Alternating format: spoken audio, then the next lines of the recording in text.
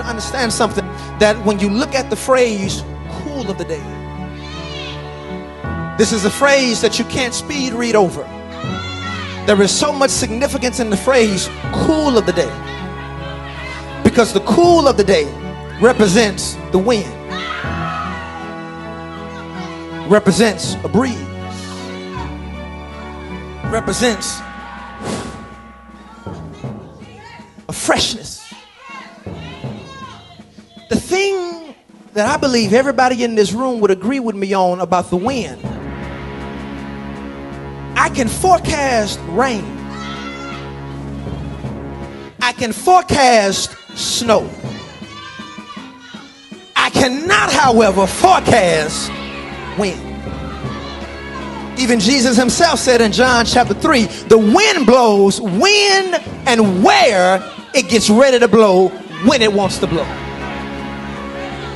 So when you talk about the fact that God showed up in the cool of the day, and you equate that with the fact that God set a time and a place for Adam to shut up, what it means is, even though there was a time and a place, it was not a time and a place that you can put on a calendar or a clock. It was a time and a place that said, whenever I show up and say it's time, it's time.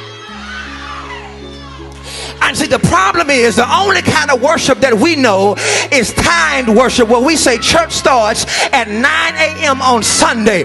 But there is a different kind of worship that you can't put on your watch, that God shows up when he gets ready, how he gets ready, and you just got to be ready to receive. Look at somebody and say, God shows up when he wants to, which means I got to watch how I live my life, because I never know when he decides to show. He may want to show up while you're getting high. They ain't coming back now. He may want to show up while you getting, he may want to show up. And now he wants to show up in your life. The problem was he didn't show up when you wanted him to show up, so you went and did your own thing, and now he's caught you off guard, and you're saying to yourself, God, where are you? And God is saying, Adam, where art thou? It's gonna get real in a minute. Give your neighbor a high five and say, God's looking for you. He's looking for you. The problem is we've got to understand that God is not on our time, we're on his time. And God doesn't show up when we want him to show up. I wish my grandma was here. She would tell you something like this. He may not come when you want him. But is there any old school people in New Life today that will say he's always on time? Give two people a high five and say, that's why you got to always be ready. There was a time for worship that Adam was expected to be there. The problem is he didn't know what time.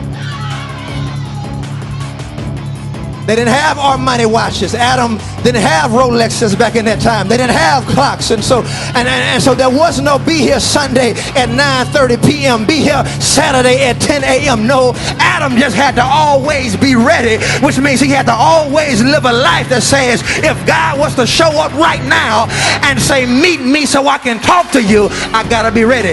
Adam wasn't ready for church. Adam, where was I?